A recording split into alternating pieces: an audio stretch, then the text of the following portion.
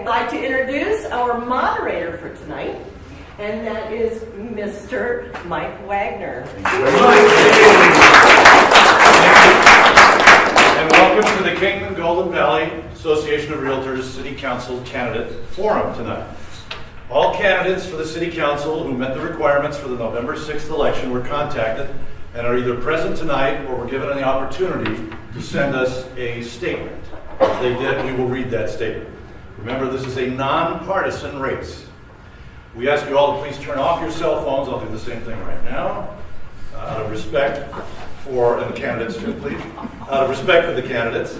And also to please not react. If you hear something you like or you don't like, please don't react positively or negatively. This is not an interactive forum, it's an informational forum. KGVAR members and the public have been invited to submit questions for the candidates. If you still have one you'd like to submit, write it down. We'll have somebody come and pick it up, but we've got pretty much a full evening. We've figured about 8 questions, and that will get us to about 8 o'clock tonight.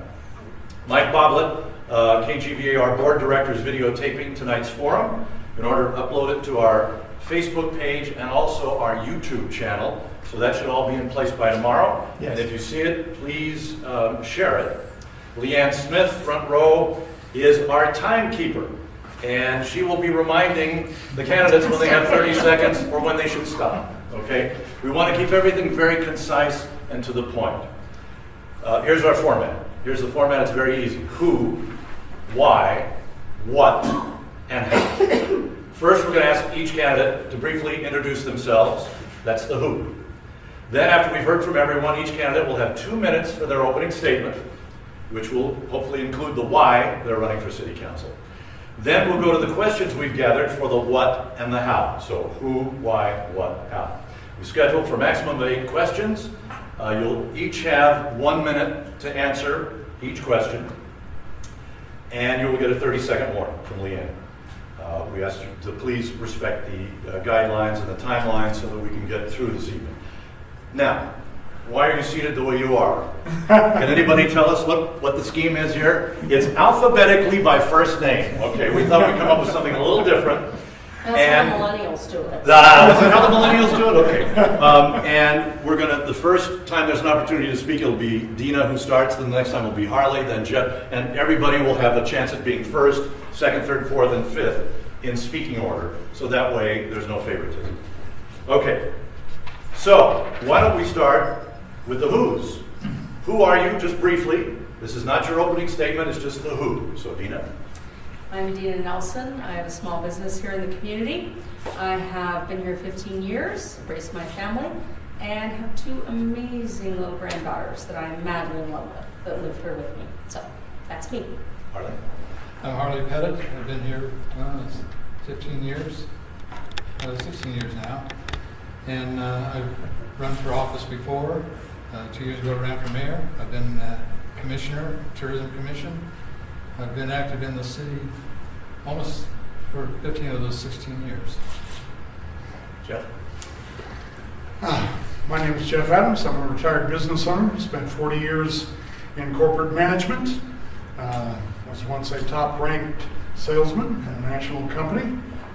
I'm a trainer, speaker, teacher, award-winning author. I moved to Kingman in 1980. I interviewed, hired, and promoted the woman who has been my life for 36 years, who sometimes reminds me that I'm not always right. And of course, she's right. We have a daughter, Megan, in Flagstaff, and I love golden retrievers almost as much as they love me. Scott. Scott Holtree. My family and I moved here about 3 years ago, just over 3 years ago. I am currently the senior planner for Mojave County. I have 5 kids, 4 daughters and 1 boy. We absolutely love Kingman and can see ourselves retiring here. I currently serve on the board of directors for the Kingman Youth Soccer League. And I also started a nonprofit organization called Sleep in Heavenly Peace, where I co-founded, where we build beds for kids that don't have beds. Stuart? Good evening, everyone. Good to see you all here. Thanks for coming out. My name is Stuart. I'm a currently seat council member. I've been here in the community, active participant, volunteer, philanthropist, for the last 14 years, and looking forward to retaining my seat here because I appreciate being involved. I'm very community-minded, very civic-minded, very spirited, and yeah. And Stuart, thank you guys. Appreciate the opportunity to be here and speak to everyone. Ken Watkins and Tanya Jordan had previous engagements in the evening. They have submitted an opening statement, which I will read when we get to that point after we hear the opening statements from the people that are present. And now let's start the opening statements. You'll have 2 minutes each. Tell us the what and the how for your vision for Kingman, what needs to be done, how you're going to do it, and anything that's on your mind. You've got 2 minutes, and we'll start with you, Harvey. Okay. Well, my vision for Kingman, of course, is to bring up infrastructure to start with, bring things that the wants of the citizens more forward than it's been. The last storm, I think, demonstrated a bit how lack of infrastructure and the flooding that we had downtown and in the residential areas, and I'm sure the business areas too. But I think some of the projects that have been given to the city are a little bit beyond our reach right now. I'm not really opposed to any project, but just like your household, if you have an expense, you have to have a way to pay for it. And I don't see we have a way to pay for it the way things are going now. So my plan is to meet with the public at least once a month in an open environment and get the input and present that to council. And more, I want to be more, reflect a more representative form of government rather than, well, it's kind of a bad choice of words, but kind of a project-laden government where the people aren't really, I don't think, really being listened to. Okay, Jeff? I went to the polls on primary day, and there were 3 seats open, 2 names. One person had dropped out, but the ballots were printed. So even if anybody knew that, he got a lot of votes anyway. I asked myself 2 questions. Can I win? If the car's not going to start, I'm not going out in the garage. It's pointless. But I thought, well, I know a lot of people. They know a lot of people. And they know some people. The bigger question was, can I make a difference? And what kind of difference can I make? I have heard lots of talk over the years about change. I've seen some. I mean, we once had a 9-hole golf course. Now we've got 18 holes. That's good. Can we do more? Absolutely. It's not just a cute phrase on my business card. Together we can do what we could never do alone. I believe it. I believed it for a very, very long time.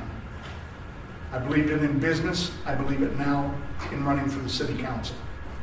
I am not interested in just building a city that people want to stop at. That's good. Even better if they spend the night. Even better, play around the golf, see a movie, go hiking. I want to build a city that people can't imagine leaving. Thank you. Scott? So I originally was helping Ryan Dooley in his campaign. I helped him get some signatures and was excited to have him on the ballot. And when I found out that there was only 2 persons on the ballot and there was 3 seats, I decided to throw my name in as a write-in at that time. And now that Ryan has gotten better opportunities elsewhere and is no longer able to be a city council member, I'm happy for this opportunity to be able to hopefully get on the city council and hopefully make some difference. One of the main reasons why I decided to run as a city council member is for water sustainability. As a senior planner at the county, I've done lots of research on the water issue, how many wells are out there, how much water is being taken out, how much do we have, and feel like as a planner I don't really have a voice, can't really do a whole lot other than the research and present it to the Board of Supervisors or my bosses. But as a city council member, I can have a voice and go to the state legislator and hopefully make a difference in our water and preserve the water that we have here in the Wallapai Basin. I've been in support of the TPT tax since the beginning. I believe it is vital for our city to grow. I am for growth, and I'm also in support of the home rule option. So, thank you. Stuart. I believe the question was why. Simple answer to that is because the current council has taken on some big initiatives. We are forward-thinking. We are future-minded. We are considering the youth and the next generation of this community and what must be done for it. I am very economic development and growth-minded. I want to see the interchange matters through. I want to reach a development agreement with KRMC and get that signed here soon to expand our sales tax base. That is for retail purposes. I want to see quality jobs. I want to see the continued progress and development, next phase of development at the airport. These are all tremendously important initiatives, which this council's been working hard for. And I want to see all of them through. I don't want to see progress on any of them reversed. That's basically the long and the short of it. I want to see Kingman be what it should be. Should always have been. So, reach its potential. Thank you. Okay, thank you, Stuart. And there's two others, candidates who could not be here tonight, and I do have their statements. I'm sorry, Dina. See, and this was our idea that everyone starts down the line. I'll only cry a little. No. After I cough. I thought you were going to have a coughing fit. That's why I was trying to make it easier You know for that you. coughing fit's coming because Dina, I started talking. it's all yours. Thank you. Dina Nelson. Ladies and gentlemen, I am simply here to help you. I want to be a voice of the business owners. I want to be a voice of someone who has children. I want to be a voice of someone who sees the potential and is willing to move forward with that. But I also want to respect you. And I'm not 100% certain that this particular council has respected the citizens' voice. So that's pretty much all I have to say in a really short, sweet, and why version. Potentially because I may start coughing soon. So. Okay. Or Mike's going to interrupt. That could be two. Let's bring one. So two other candidates who sent us opening statements that could not be here. Ken Watkins, thanks for the invitation to tonight's forum. Unfortunately, I have a volunteering commitment in Las Vegas on Tuesdays that my wife and I have been participating in for over 6.5 years. With enough notice, I can get a substitute, but was unable for today. My family and I have lived in Kingman for over 30 years. Our 6 children grew up here and graduated from our schools. We moved to Kingman for its small town warmth and feeling, and I hope we can retain that warmth and friendliness as we grow. We have owned our business, Bulldog Disposal, since 1990 and employ 45 people.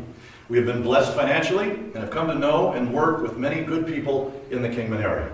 Over the years, I've witnessed both good and bad in our elected city officials. There are those who honorably represent the will of the people, and then there are those who selfishly follow their own personal interests. I support Proposition 413 for this reason. The sales tax increase was hastily passed without the voters properly educated and now the current city council is facing a backlash. To make it worse, there are certain members of the council who are very critical of anyone who dare question their decision. This is wrong. We must remember that as easily as we can be elected, we can also be removed. I also support the home rule option. I promise to represent those who have elected me, even if my personal thoughts conflict with the will of the people. Ken Watkins. And this one is Tanya Jordan.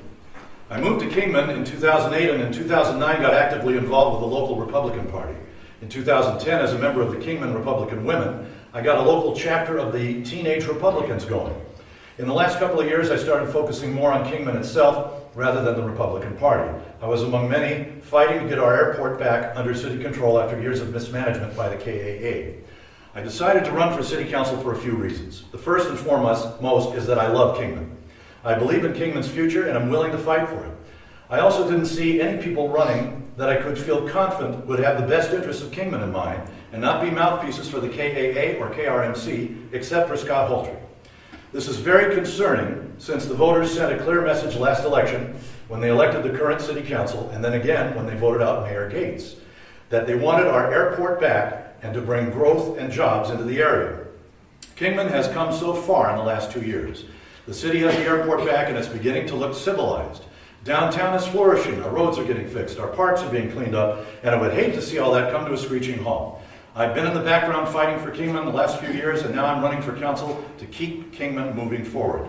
I support both interchanges and the I-11 project that will help bring industry and better paying jobs to the area.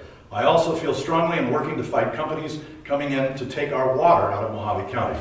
I do not support Prop 413, started by the corrupt and championed by the misguided fools for the sole reason that it will destroy Kingman. I'm asking the citizens of Kingman to write in my name, Tanya Jordan, for City Council, to vote yes on Prop 412 and no on Prop 413. Thank you, Tanya M. Jordan. All that is necessary for evil to triumph is for good men to do nothing. Okay, those were the opening statements. Now, we have some questions. The questions for this forum have been gathered over the past week by the KGVAR Government Affairs Committee. Each candidate will have 1 minute to respond to each question. So be concise and clear in your answers. The first topic, talk about the ballot propositions that impact the city of Kingman. We'll go in this order. We'll start with Jeff, Scott, Stuart, Dina, and Harley. What is your position on Proposition 413? Should we maintain or eliminate the additional sales tax recently approved by council? You have 1 minute to respond. We'll start with Jeff. Vote no. Fram Oil Filters put out a commercial years ago. Car up on a lift, mechanic underneath. He's holding a Fram Oil filter. He says, you can pay me now or you can pay me later. For every dollar we don't spend now, we could spend as much as $100 later just trying to pay for pavement preservation. Worse, we could lose thousands of jobs, over $100 million in lost wages, and almost $8 million in lost revenue. The Navy SEALs were marching down the beach. Drill instructor said, "Stop, you, get in the boat." Guy said, "Sir, no sir." He said, "Get in the boat. We need to know who's carrying who." The answer is not more taxes or higher taxes, it's more taxpayers.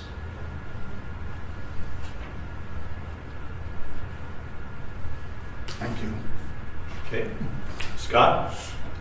Absolutely vote no on Prop 413. I've already voted no on Prop 413.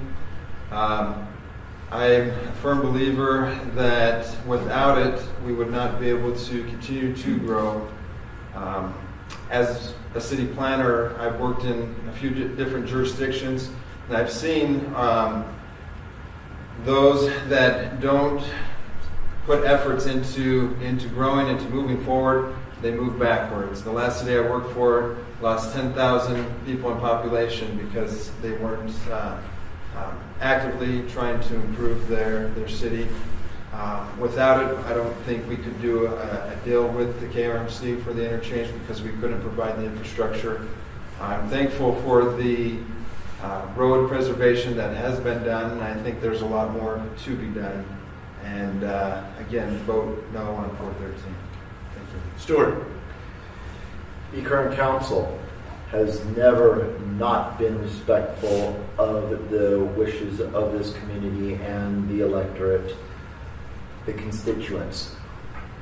This council is working very diligently on behalf of this community, and for that reason it enacted the current sales tax rate. It is absolutely necessary to maintain it where it is and to vote against the repeal of it for the future of this town, for the maintenance of the existing infrastructure, and for the expansion of our economic development, our sales tax base, the East Kingman Connection Project, I-11 interchanges. I'm out of time, but thank you. Dina?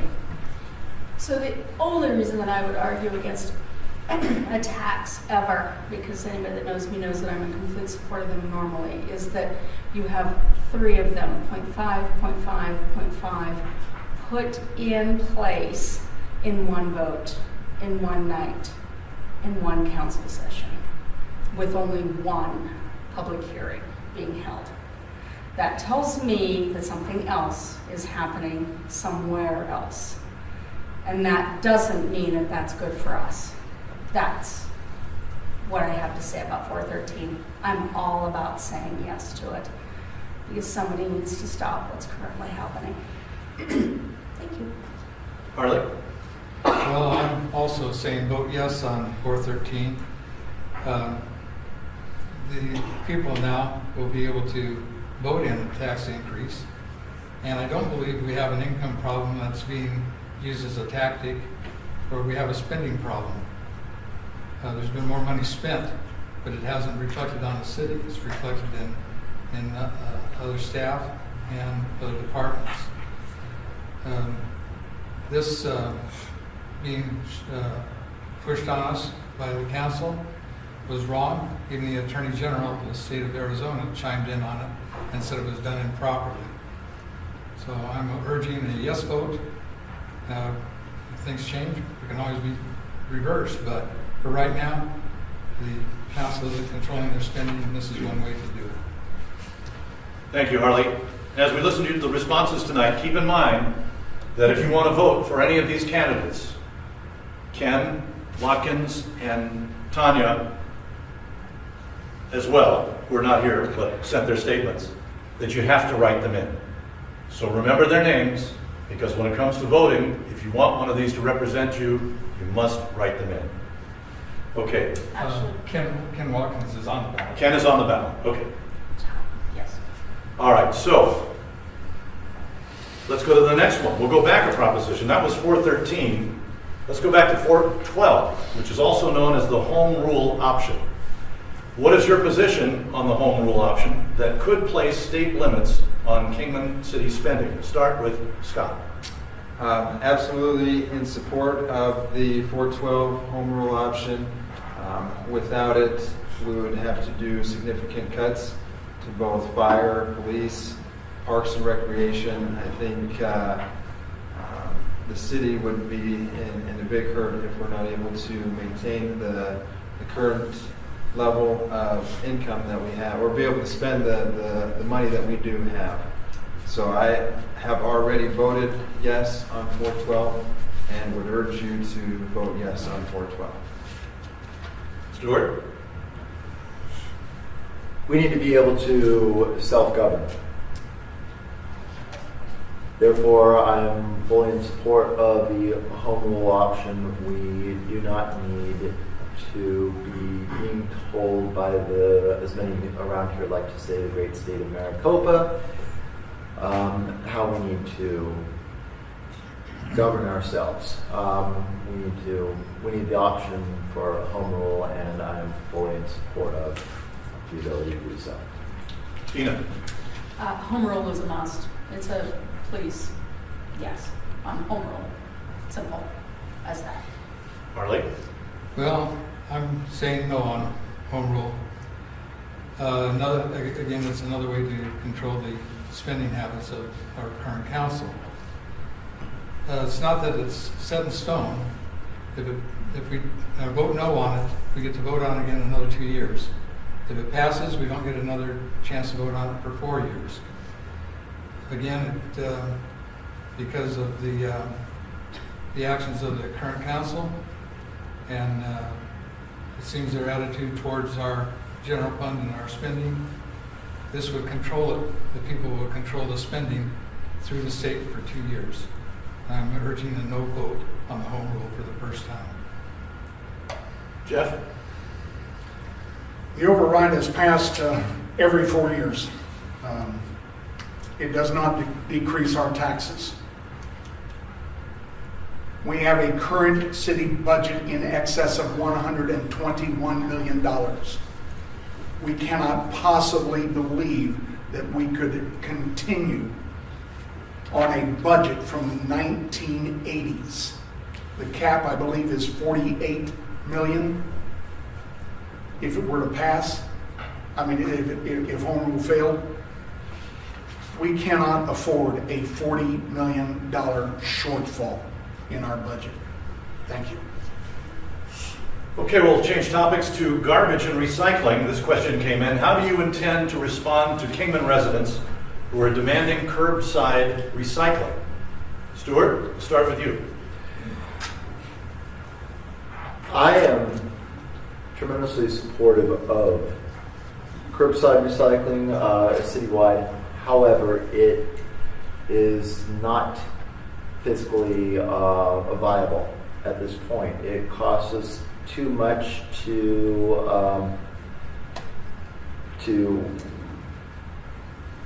instigate such a program citywide. The couple pilot programs have proven that those are soon to be discontinued in all likelihood, as recommended unanimously by the Clean City Commission. There is essentially no market for the commodities since China is no longer buying basically our recyclable material. It's been reported widely that a lot of those materials are ending up in landfills as it is. So frankly, I don't even know how the drop program is still working, but in all likelihood that the pilot programs will be discontinued. So unfortunately, because I am a full proponent of reusing what we already have.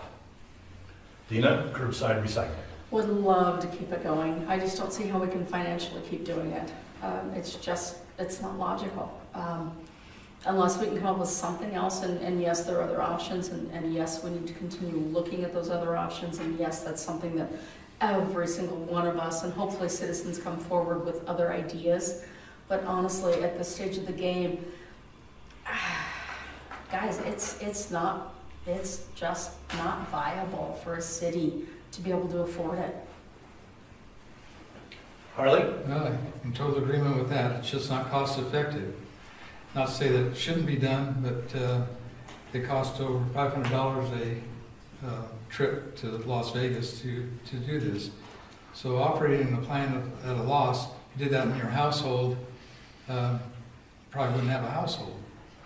So until it becomes self-supporting and viable, recycling is a good idea, but it's just not practical in the city. Maybe a privateer. Jeff? Well, recycling's not new.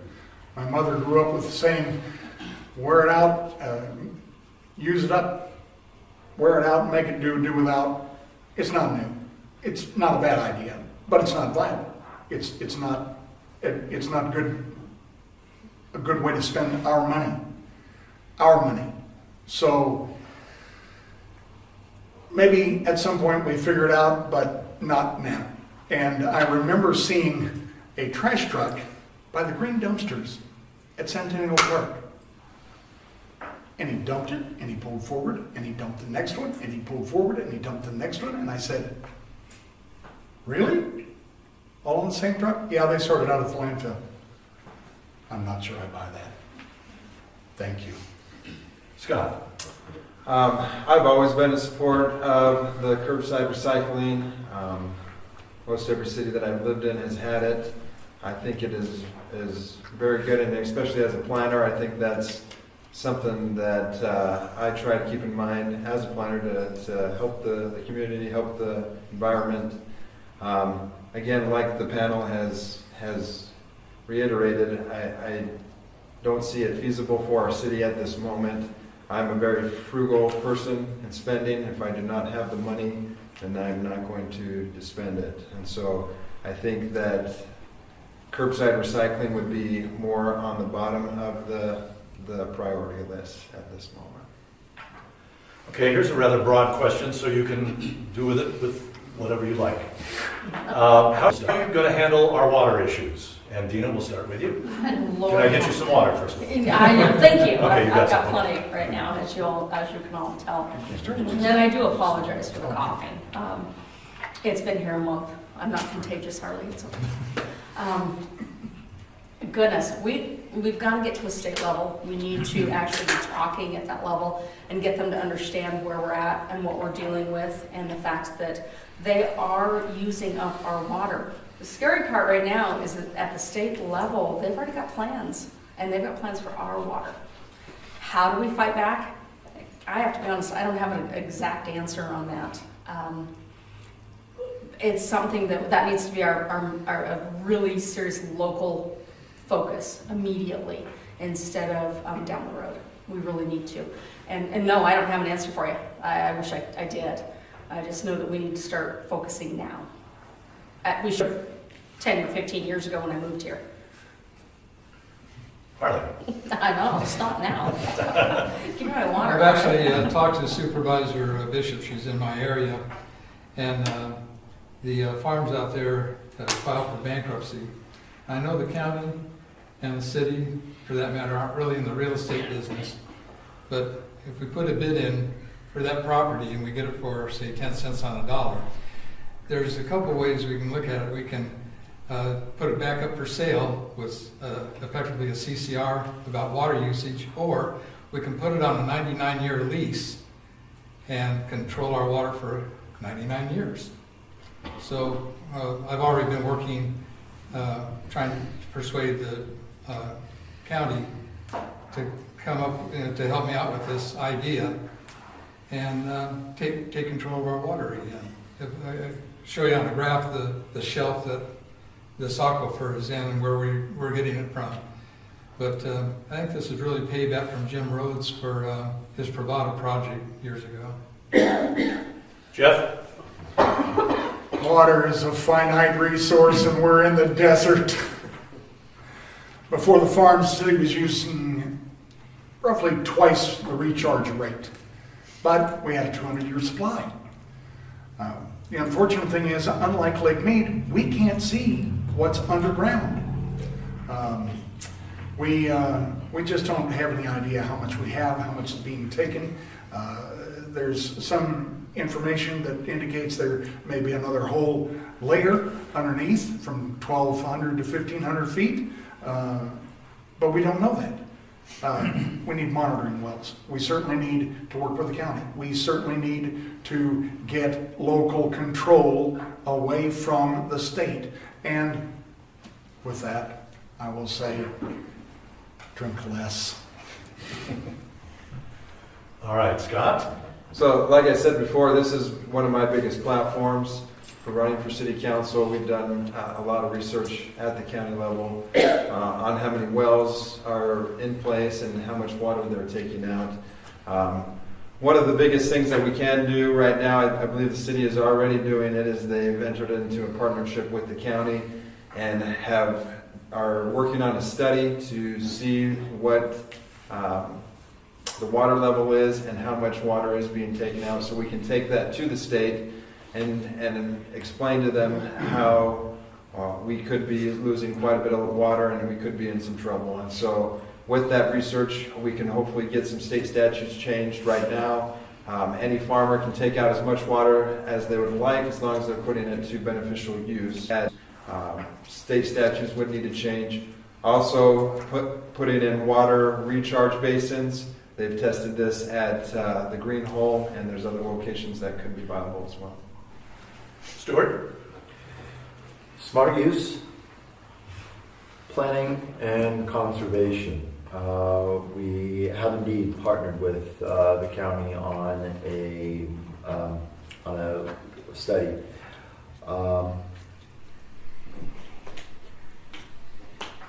With not too much in investment, there are a few things we can quickly and relatively inexpensively do. Retention basins and re-injection wells to help recharge and reduce withdrawal from the aquifer. Are awaiting the results of that study. The other thing I would say is we should perhaps consider a rural management district and limit farming to areas where there is naturally occurring water or precipitation from overhead rather than withdraw it from an aquifer in an arid area such as this is. Okay, next subject for our questions, the interchanges. Where do you stand on the two proposed I-40 off-ramps? Hopefully not right in the middle of the freeway. Do you support Kingman Crossing, Rattlesnake Wash, both or neither? And Harley, we'll let you start. This has been a point of mine for 14, 15 years. I'm not against Kingman Crossing, but I feel a lot better about it. We voted for it. Both times we voted for the general plan recently, general plan 2020 and 2030. It was added after the voters, circumventing the vote of the people. First time by Bill Nugent, the second time by Mayor Dick Anderson. The one that we've always approved on and had participation by ADOT was Rattlesnake, now called Rancho Santa Fe. And at the time, it was a 70-30 split before the recession hit. I'm sure we can still work with the state, with ADOT, and get some kind of feedback or help on that. It's also supported by ADOT where Kingman Crossing isn't. Okay, Jeff, the interchanges. 3 interchanges, 2 projects. I-11, I-40, East Kingman interchanges. They're now one project. This would give us a direct route from I-40, I-11 straight to the Airport Industrial Park. We have the potential for an inland port connected by rail, direct from Long Beach. We have then the opportunity for an intermodal hub that can reach 33 million people with same-day service. We become a tourism gateway. I-11 Kingman makes Kingman the center of the corridor that connects Vegas and Phoenix. 6 million people would travel that route, and we're right in the center of it. And that becomes the first leg of the Canada-Mexico trade corridor. We have to have these interstates, these interchanges. Thank you. Scott. I've been 100% in support of both interchanges. I know that the city has recently met with ADOT on the Rancho Santa Fe interchange, and the meeting went well, so I'm looking forward to that. I'm excited about the agreement that we could possibly make with KRMC. I believe that could be beneficial. I know that without the sales tax, that it would be very difficult for the city to continue that agreement without being able to provide infrastructure for the Kingman Crossing. I know that jobs are the lifeblood of a city, that without continually creating new jobs, especially with Rancho Santa Fe having direct access to the airport and the industrial park, and the amenities that the Kingman Crossing interchange can bring, they're vital for the city of Kingman. All right, Stuart. I'm very much in support of each of these two interchanges. They are each needed and for different reasons. Contrary to what has been already said here this evening, ADOT is in support of each of the two that we were asked about.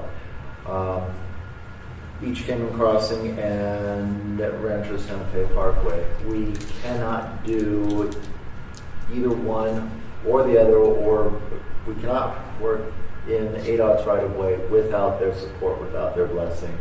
And we are working with ADOT on both of them. They are each needed for different reasons. Kingman Crossing for retail purposes and to supply services that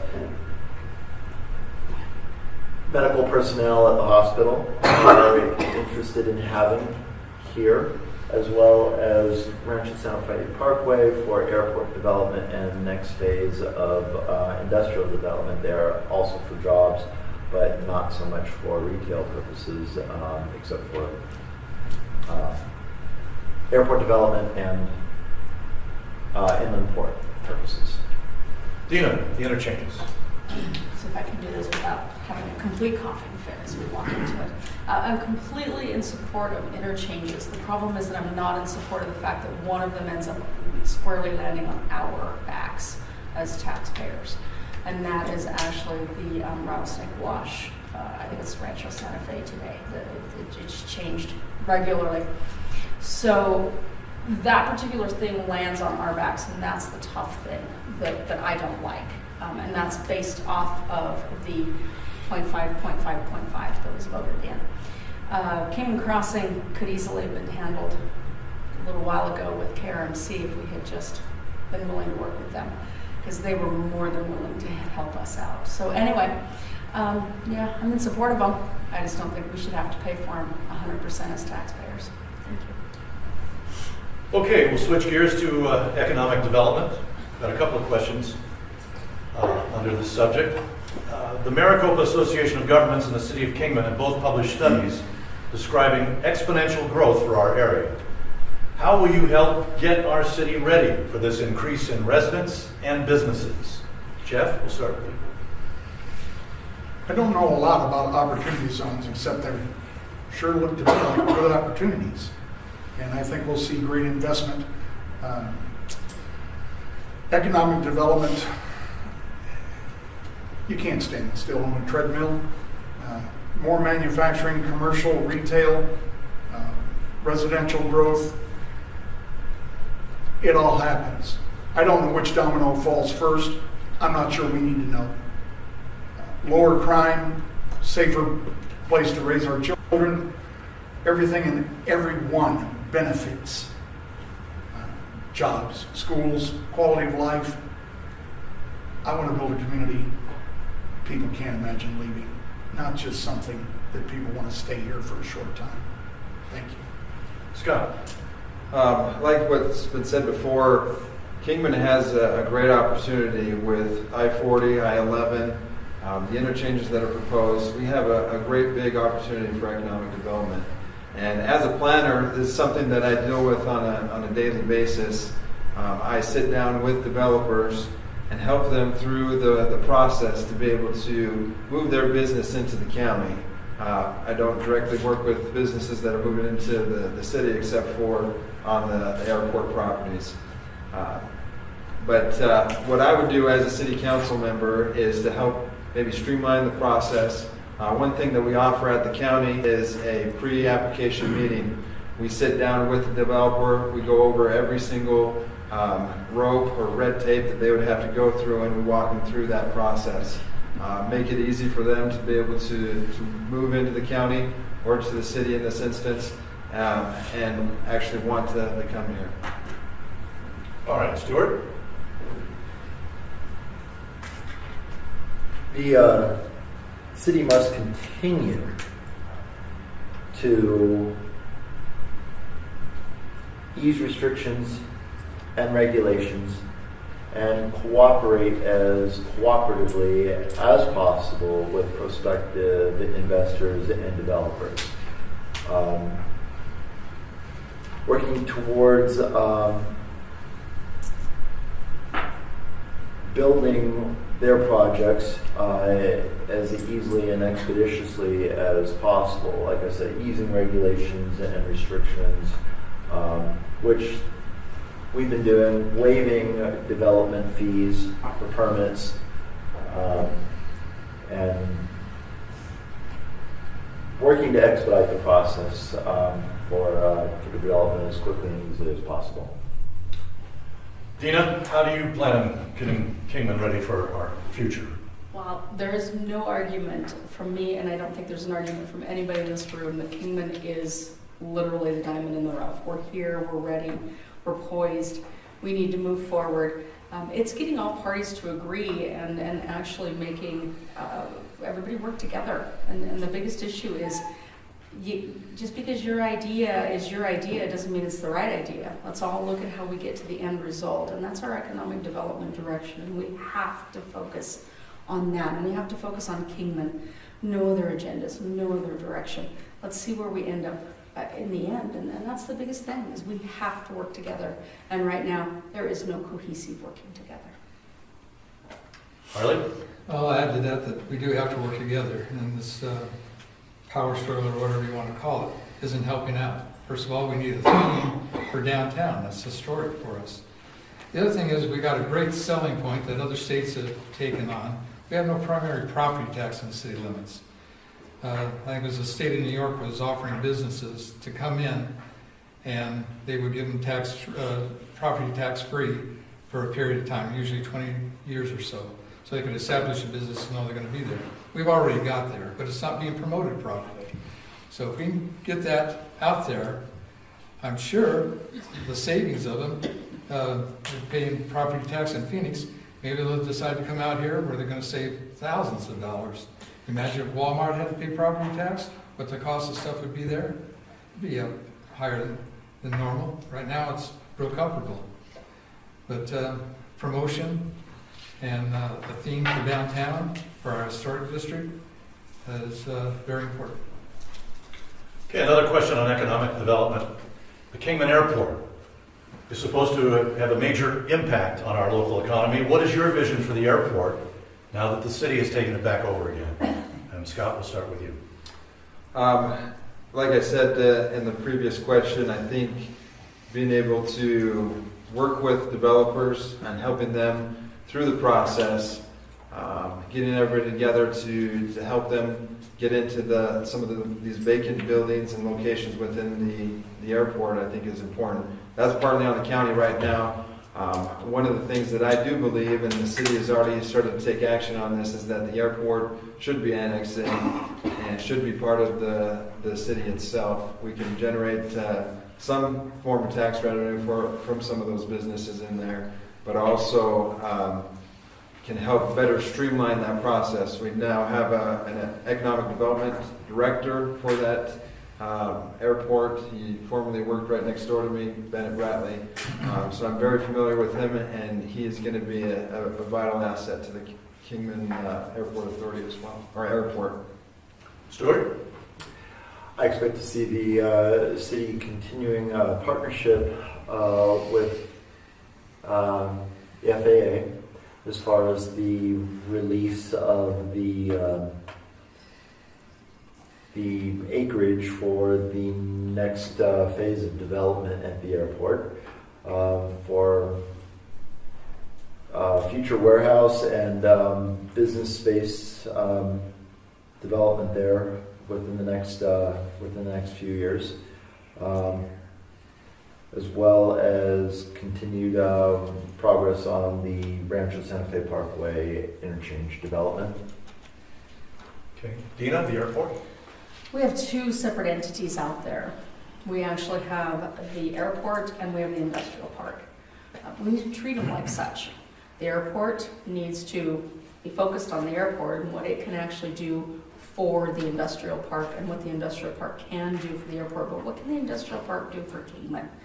It's huge out there. There are how many amazing businesses sitting out there that simply do not get any focus because all we focus on we focus on just that airport activity. There's a great deal of amazing businesses that we really do need to actually move forward with. We need to help them expand because they want to. They want to do great things. And they have, I mean, a great deal of our labor force is sitting out there. So we really do need to watch out of that. Harley? This is something I've been kicking around for the last 12 years. And that's on the airport side. We turn it over to the air freight companies and let them manage it. It takes the burden off the city. But they work with the FAA. We get the landing fees. DHL, UPS, and FedEx, with their inherent in their business, they have high-paying, high-skilled jobs. It's going to bring up the medium income of this city. The industrial park is a separate entity, and that can be managed by the city. But I would encourage the air freight companies to manage the airport, to take the burden off of us there, and to take the business away from Las Vegas and from Phoenix, where they don't have to compete with the passenger flights for their schedule. I think it'd be a really good opportunity. And Jeff?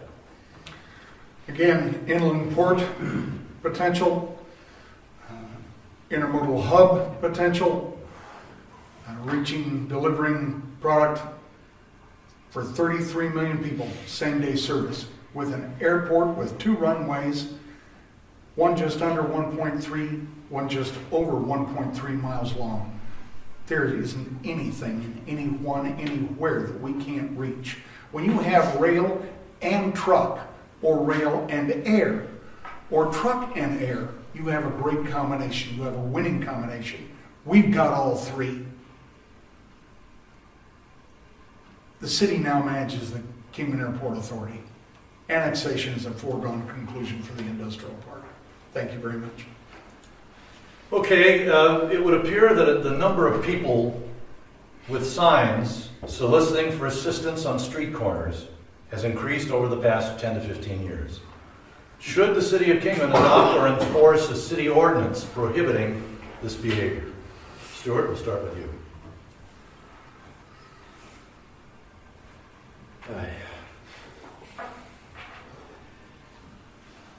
That's a tough one. I believe that at one point, I wasn't expecting that question.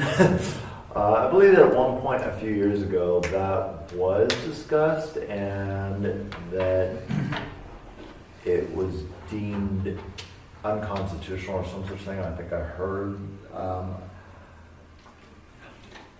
I don't know. I don't.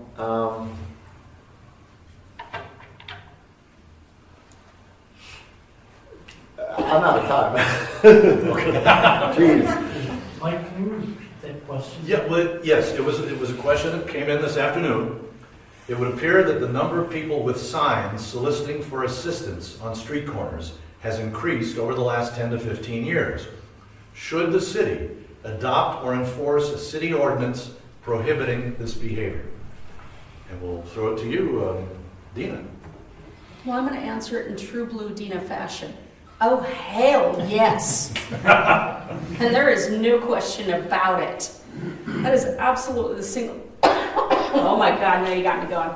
That is the single most embarrassing thing that we have in Kingman right now. I'm sorry, but it is a true statement. You can go to Prescott, you can go to Seligman, you can go to Flagstaff, you can go to Williams. Every single one of them have rules. They are posted on businesses. They have laws. They're posted at businesses.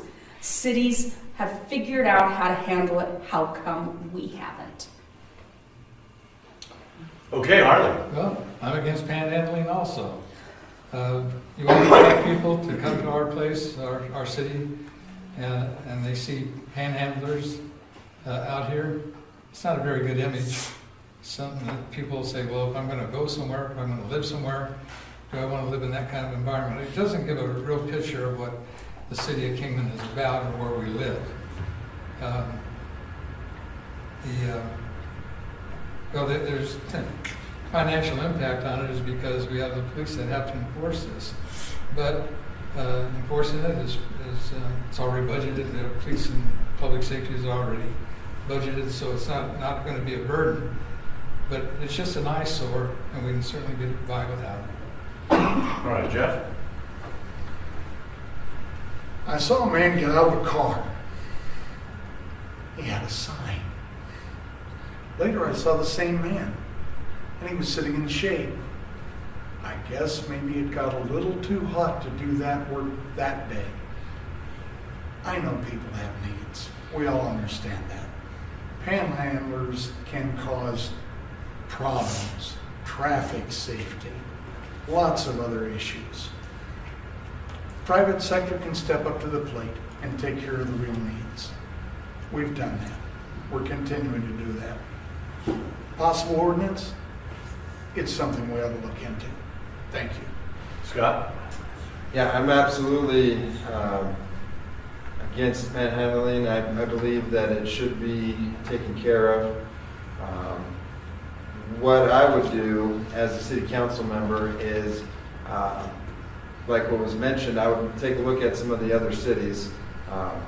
With Mojave County, I've written 5 ordinances.